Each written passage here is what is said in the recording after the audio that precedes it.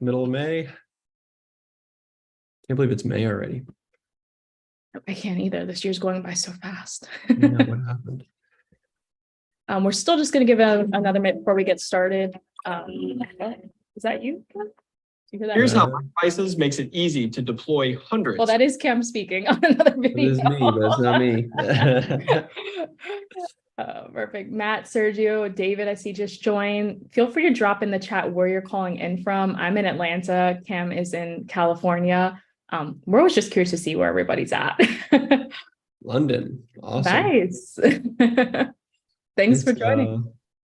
I guess almost dinner time, evening time there. So thanks for joining late in the day, Matt. Cam, I thought I would start with a question that we've never started with. Start with a question. I like your idea. And it's to you, because how many IoT devices do you have in your house currently? And you have an unfair advantage. I have a full box of them in my garage that my wife keeps telling me I need to get rid of. So we can start with those. I don't know how many are in there, but it's just like collected devices over the years of things like we've tested and didn't work. Some of them do work. Yeah. And then I have like Nest and Ring and those things in my house, you know, because obviously I have an Echo Dot right there. You know, I've got a bunch. I have a bunch. It's so crazy. Like there's a closet in our house where we have like electronics, and I've got like a stack of these LoRa gateways that some of them we still use today, like the Multitech one, and there's a couple like that. But then there's ones that are like, I don't know, probably from like 6 or 7 years ago. And I remember like tinkering with them in the beginning and being so frustrated by, them not working. And then like we would pop them open and start to mess with the wires, and then, we'd have to rewrite the firmware. It's just so funny how far we've come. Kevin and I always, talk about this every once in a while. Like I remember the first day we closed a temperature monitoring deal at a restaurant, and there's still a customer today. It was a Presto Pasta. We've got like 5 locations here in Southern California. It's like a fast food Italian place. And I think it was like 20 temperature sensors between the 5 locations. And we were just like so stoked that we like actually closed a deal, and somebody's going to use these sensors that we've been testing and messing with for so long for like an actual use case, and we were providing value. And yeah, that was almost 8 years ago. I think it was a while ago, and they're still a customer. They've referred other business to us, but it's just, obviously we've evolved. We don't go into restaurants anymore, selling, our partners do, so now we can teach them to fish based on that experience. But yeah, it's funny to reminisce on all the old stuff, opportunities, and the things that we put our hands on and all of that. So yeah, really interesting. Yeah, I was reading that they said by 2025 there were going to be something like 75 trillion IoT devices, and a lot of them are apparently in your house. So yeah. give them up. Probably not a trillion of those, or yeah. That's funny. It's always a different device. It was like a billion, and then a trillion, and then yeah. I think it also depends on what you consider an IoT device, right? Like everything's connected these days. So yeah, it probably could be. But well, perfect. Well, if you're just joining us, thanks so much. We're going to go ahead today and rip through what myDevices is, what we do, what we offer as a business, how we help businesses deploy and implement IoT solutions within their own operations. As we go through this, I imagine there's going to be questions. We can't see you, you can see us. So please post them in the chat. We'll be happy to answer them live or either post, but I think that'll help us customize things a bit. Quick introductions, I guess, to myself. My name is Alex. I work here at myDevices. I came to myDevices through the wireless space, specifically when my husband did a deployment at a Chick-fil-A directly with temperature monitoring. And then that was very early on, but then eventually he did another deployment. I believe it was with State Farm Arena. And so as he started to get more involved in this, I started to realize there were so many endless opportunities, right? Where IoT provided tremendous value. And even starting, here in our role as a business, we realized that there were so many barriers to entry to that process that I think we faced. Cam, you would know better, faced very early on. So our goal was to really develop a solution for businesses to be able to deploy and scale with IoT solutions, and to find different ways that we could streamline that process. So I think today we'll go over and kind of tell you a little bit about that and peek into how we fit in the IoT space. I guess I can just go ahead and share my screen here. To elaborate on that a bit, I would just say, you guys out there reap the benefit of our, 8 to 10 years of struggling, trying to sort all this stuff out. So now we've kind of packaged it into a way where you can add your value on top of it, right? So we work with a lot of companies that specialize in something, whether they're, an electrical contracting company that, specializes in energy utilization and utilities, things like that. We enable them to just grab the sensor set that makes sense for them, make it work instantly, and then integrate it into their existing operations and systems so that now they can offer some sort of remote monitoring or analytics in addition to the service that they're already offering. It's utilities companies, it's, facilities companies that are out there, businesses that are doing asset management, whether it's, inspections on HVAC units or inspections on manufacturing equipment and all that.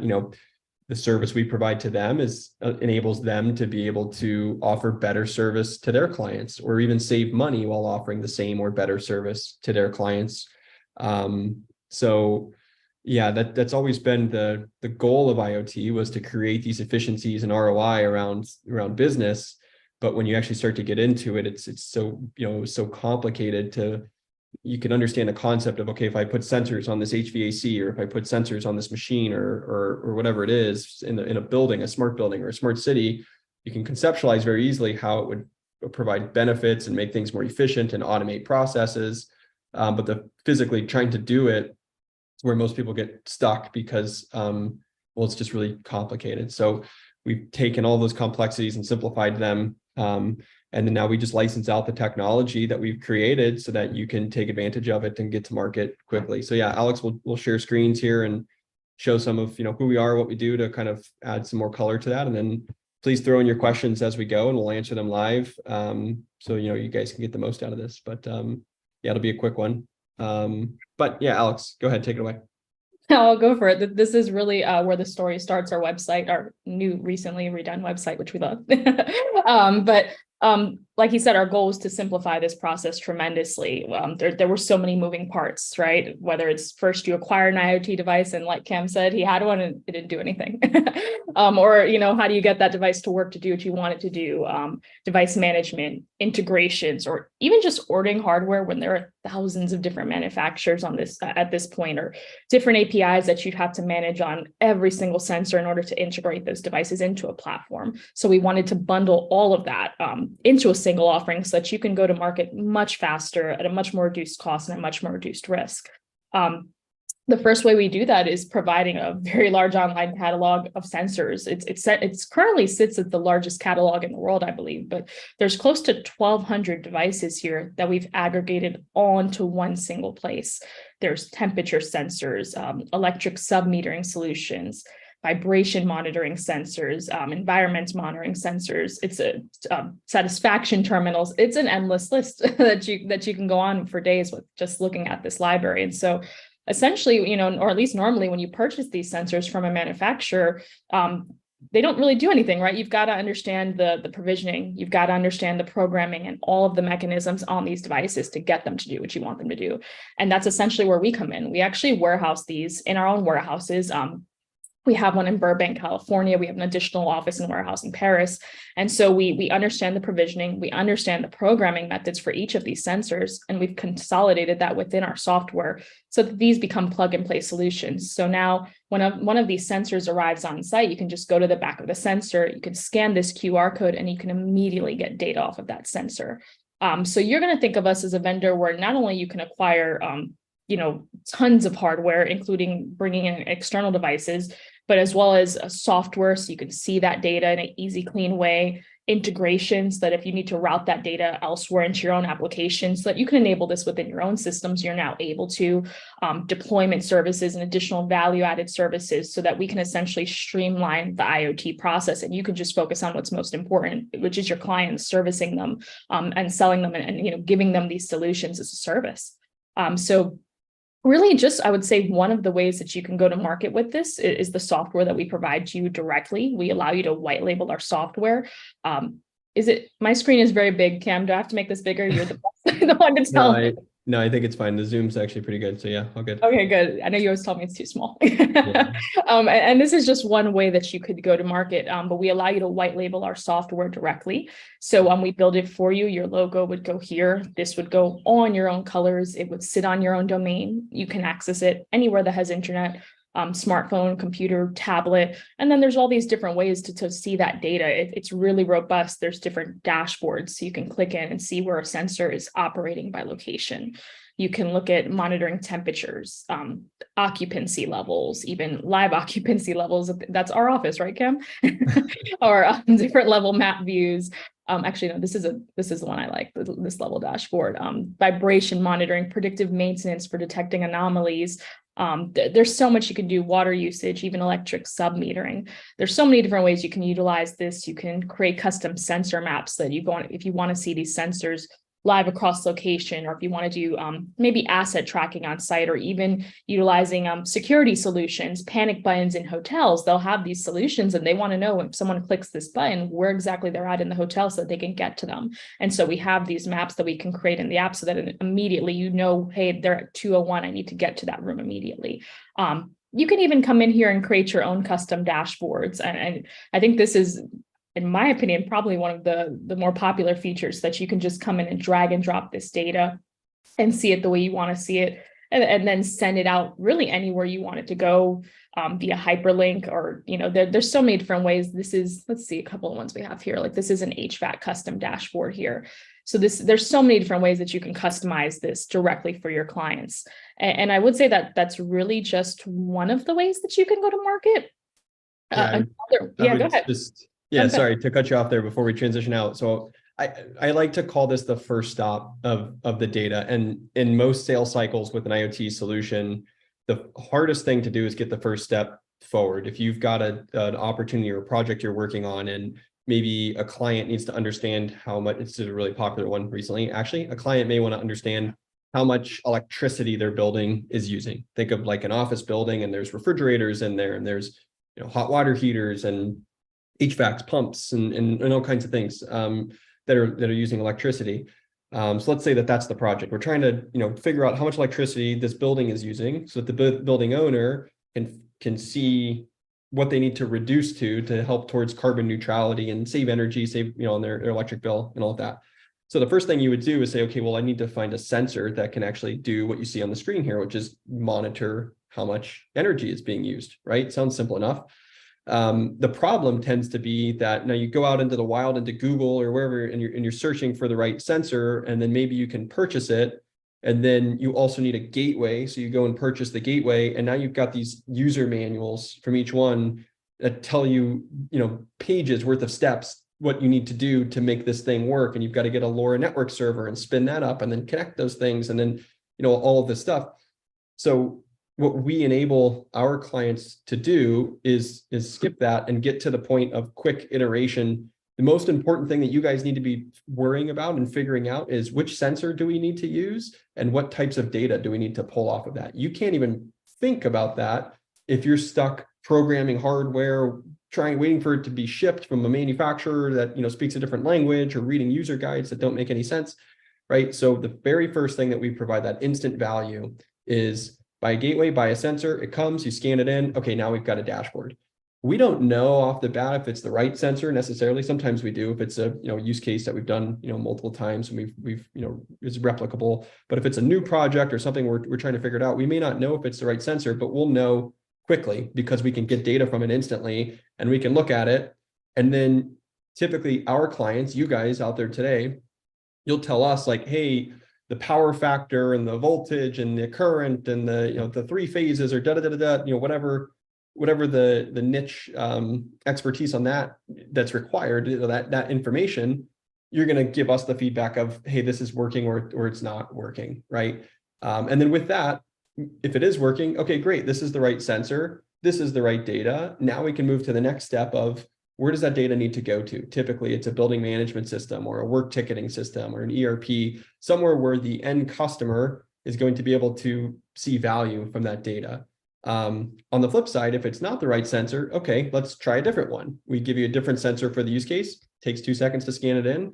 Now you've got maybe a different dashboard or different data coming in. So you're able to iterate very quickly without having to go through the muck of, acquiring the data and programming and all of that. So that's the first instant value, is they just work. You turn it on and it just works, right? And now you can start to get into, okay, now how do we fine tune this? So then that leads us to the next stop of the data, which is now we're integrating it into different systems, which really provides that key solution. And the story I like to tell typically is, we have clients like Aramark or Sodexo, like those types of companies, large in facility management, and even some smaller that are, fewer employees that do the same service on a smaller scale. They, typically when a facility service guy shows up into a building, let's say my company was hired to do janitorial services or facility services into a building. And that service includes cleaning bathrooms, cleaning conference rooms, emptying the trash bins, things like that.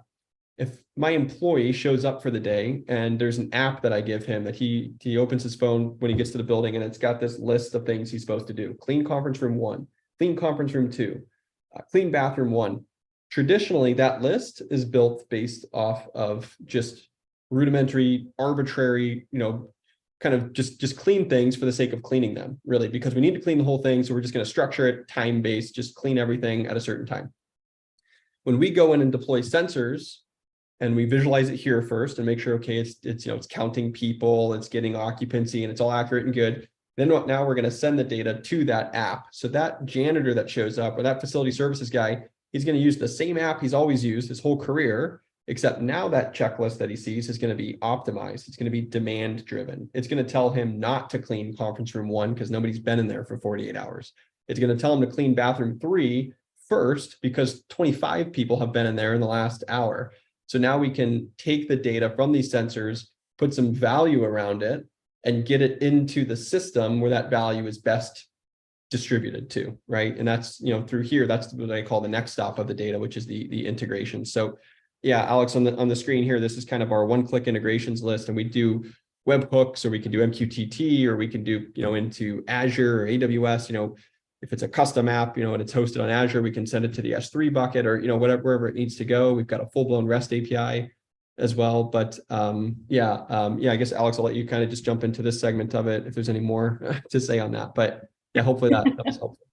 No, that was good. That was everything there is to say. Maybe it would be helpful to show some of the partners we do that with, I think, directly. You spoke a little bit on it. It seems like what was Aramark, but maybe this one which is great. This is Safety Culture, another one of the partners that we've been working with for quite some time. And so they have their own app, their own proprietary application called iAuditor.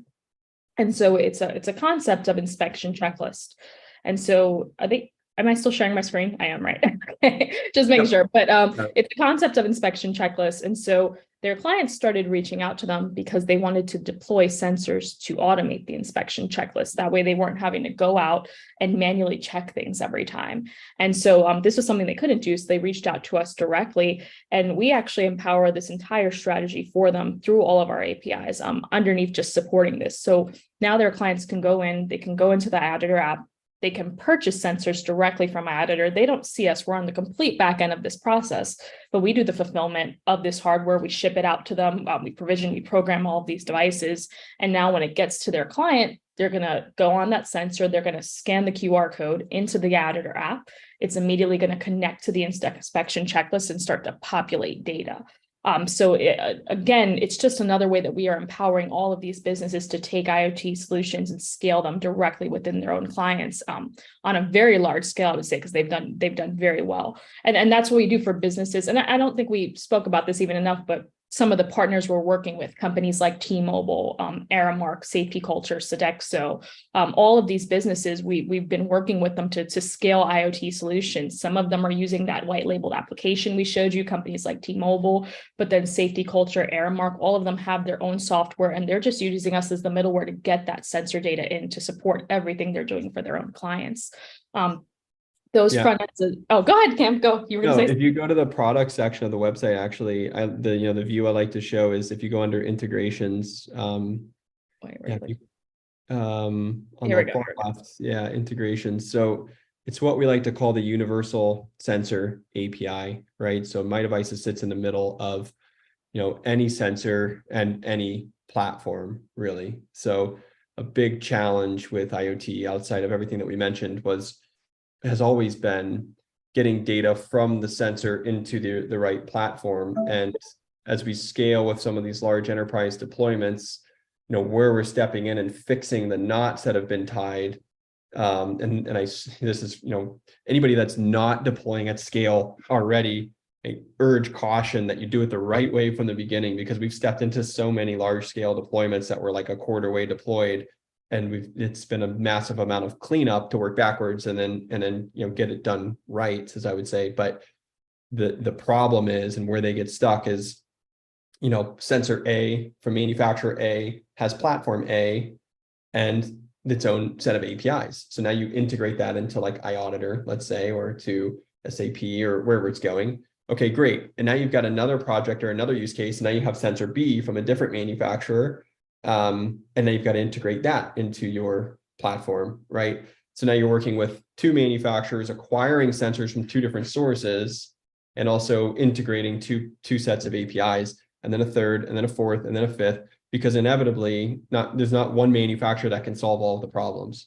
Even within vertical use cases, like even something as simple as temperature monitoring, I think we have 3 or 4 manufacturers that we use, because some of them make really great sensors for just basic refrigeration monitoring. We use others, if it's in more industrial, extreme cold, extreme heat, that's a different manufacturer that makes the best in breed for that use case. And then if it's outdoor, it's a different manufacturer. So even across just one use case, we might have 3 manufacturers that make 3 different temperature sensors, and you don't want to have 3 sets of APIs that you're talking to. So this, these instant connections and the universal API, that's the kind of the gold underneath everything. Is, I always say, it's a single point of acquisition for the hardware, and it's a single point of acquisition for the data as well. Those are the 2 main things that we provide. And then there's of course, our visualization tool in the middle there, as I mentioned before, which is really to help you get up and running quickly and validate this is the right sensor for the use case, and the data is coming in correctly, and all of that. So yeah, this is really important here. And by the way, ask your questions, guys, in the chat. Feel free. We've only got a few minutes left here, so hopefully this is resonating with you guys. But if there's things you'd like us to go into more detail on, or if you want to provide some feedback on these items, throw it in the chat and we'll answer it live while we still have just a few minutes. But yeah, Alex, I'll throw it back to you. No, that sounds good. And then I guess here, I should have had this ready, but the front end, in addition, that we're providing to you speaks to our back end directly. And so we provide you with a back end console. And this is really, I guess you could say, an administrative portal where you can manage your business. You can manage your customers. You can manage your technology. You can do your firmware updates. You can add devices into the device registry when you want to bring in external devices. You can go into your customers and you can see your users in your white label realm. Like I can click in, I can see Zach Thomas, and I can see his location that he's got these sensors deployed at, and I can see what he has on site there. There's so much you can do. You can go in and look at your device templates. Where am I? There we go. But yeah, I know I almost forgot where to find it for a second. But you can go ahead and edit your device templates. And this is a lot of where we're adding this business logic into the devices, where you can customize the alert types, the device uses. This one's actually, I think, a better one to show would be. Yeah, this is the Dragino, I was going to say, but no, go ahead, Cam, if you wanted to. No, I was going to say there's so much here, like in the backend console with the device template. It's so important. It's hard to cover in just kind of a short, open-ended webinar like this, but these are the tools. And I mentioned at the beginning of the webinar, right? We've had years of experience in this, and every time we hit a roadblock, we developed a tool that fixed that roadblock, not just that one time, but that would scale to fix that roadblock across all deployments. And this templates engine is one of them. And you might hear device templates from IoT platform companies, different from what we're doing. But we also have device templates in our world too. But it's more of the business logic that's going on top of the sensor. That's how we use these templates. So what I mean by that is actually, if you go back to the template list, Alex, and if you can type in Ding Tech on the top, there's a search up there, I believe. Yeah, and just go ahead and click like any. And so first of all, this Ding Tech level sensor is a trash bin fill level sensor. It's what it's mainly used for, but also for other sensors. But as you saw in there, I think we've got 15 to 20 different templates for the same sensor. And that's because if it's going on a trash bin, the equations, the formulas, the decoding is done one way in our system. If it's going on a giant silo that has physical objects in it, it's actually a different template because the way we're manipulating the data and calibrating it is slightly different. We don't have to change the firmware on the sensor. We can use the same sensor with the same default firmware, but by modifying these templates, we can do like a door sensor can be open close, or it can be how many times has it been opened, or it can be how long has it been opened without changing anything. So if you go into capabilities in this view, you can actually see, attributes is what it's under. Yeah. We're able to add these different attributes into the device template, which allow us to create different configuration capabilities. So this all just has to do with being able to do things quickly and iterate. We stick the sensor out there and it's the right sensor, but the data coming in needs to be changed slightly because of the environment that it's in. Well, we can just add some configuration parameter into the template that changes it instantly, and now the data is correct. So the example and why I like to show this one is because you put a level sensor inside of a tank. If it's a vertical tank, there's some equation that you can do that tells you the percent fill level. You can take the distance from the top of the tank to the top of the liquid that's in there, and then you do some equation that gives you the volume of liquid that's in there. If it's a horizontal tank, that equation is completely different. If it's a cylindrical tank versus a cubed tank, all of those equations are different. But because of the power of this device templates, we can create attributes for each of those possibilities. So that way you can use the same sensor with the same firmware and just tick the box of the right type of tank that you have, and the data is going to be delivered in a format that's what you need, what you would expect. It's not going to be some arbitrary value that you then have to think about what does it actually mean. It's going to be 70% full, 50% full, and it doesn't matter what type of tank, what size, what shape or anything. So that's the power of the device templates. That's business logic on top of the standard payload that the sensor is sending, which creates a solution. And that is the key. It's a really, really important thing that we do with ease, without any coding or programming. It's just done. Like, you guys are going to tell us, hey, we want to use this sensor for this use case, and this is the data we expect to see. And the way that you get that data is blah. And now we can create a configuration and away we go. And it's, it's things with electrical monitoring, like just enter, what class machine it is and what tier level your electrical billing is. And now we can get dollar value of how much money you've saved by reducing electric, so we can take sensors that much farther by adding these types of parameters on top of them. So, and it's another tangent, so sorry guys, but these are the things, there's just so much here to unpack. It's these little details and these little things that we figured out along the way, and then learned how to turn it into something that's user-friendly and simple so that it scales, and you don't have to be, a magician to make it work. So all right, I'm seeing some questions pop in, but yeah, Alex, sorry to steal your thunder again. And I know we've only got a couple minutes. And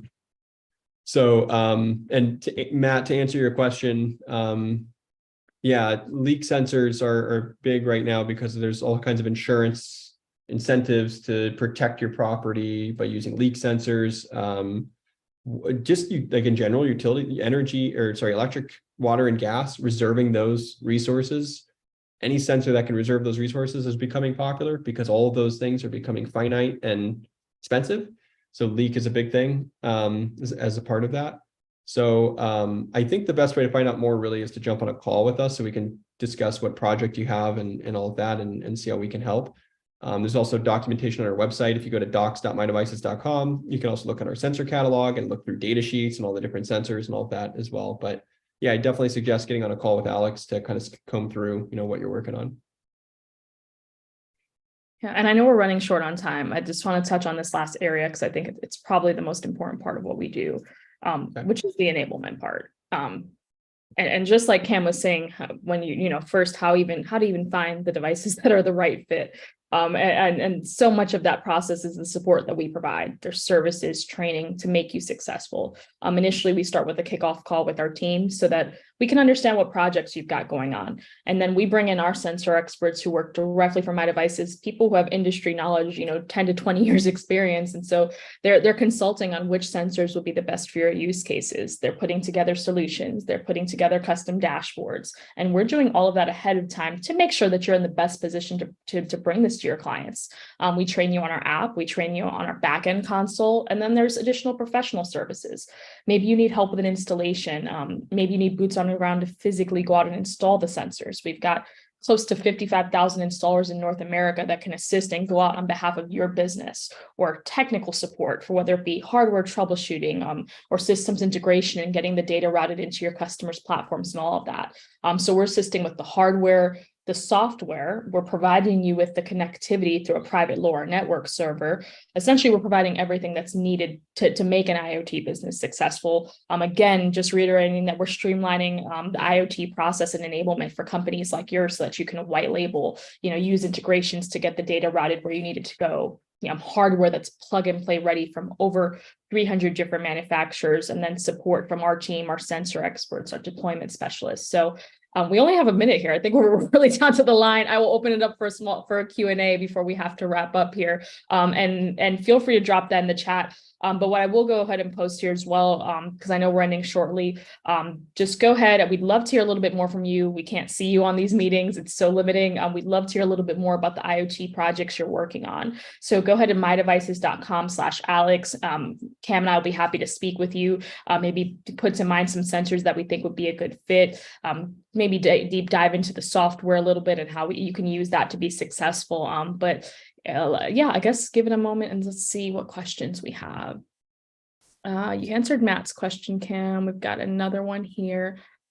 How do you handle large scale deployments? Yeah, it's a good question. So it's really kind of our specialty. And, it really comes down to combining the software tools that we have that allow us to bulk provision, not only into our software, but into bulk provision the API connectors into whatever platform the data ends up going into. So we have those software tools proprietary to us that we've developed that allow us to do bulk provisioning, bulk configuration of massive amounts of devices. But it's combining that with actually having the physical inventory in our warehouse, and also having the resources, the employees in that warehouse that not only can pull things off the shelves and put it into a box, but understand LoRa network provisioning, cellular provisioning, also do kitting, with labeling of devices and inserts that go in there. So when you combine the software tools with the actual logistics services, we can now bulk provision and bulk ship and drop ship and have everything, up and running and working, and then get them out to individual locations. And then the final kind of cherry on the pie is we have 50,000 contracted installers. So we can, in a single warehouse, pull different devices from different manufacturers off shelves, instantly provision them on a LoRa network into our software and into where it needs to go in terms of integrations, kit it into a box, drop ship it to customer locations, and then dispatch installers out to those locations to assemble the equipment once they're there. So that's how we scale. No, it was good. I think we ran a little over today. We normally don't go this far over, but I'm glad we did. But like we said, we would just love to hear a little bit more from you. So I'll go ahead and leave that link in for some time to meet with me and Cam. And we'd love to hear again from all of you. Thanks, Matt. Appreciate your question. And so go ahead and reach out to us at mydevices.com/Alex. Talk to you everyone soon, and you guys have a great day. Cool. Thanks, everybody. Have a good one.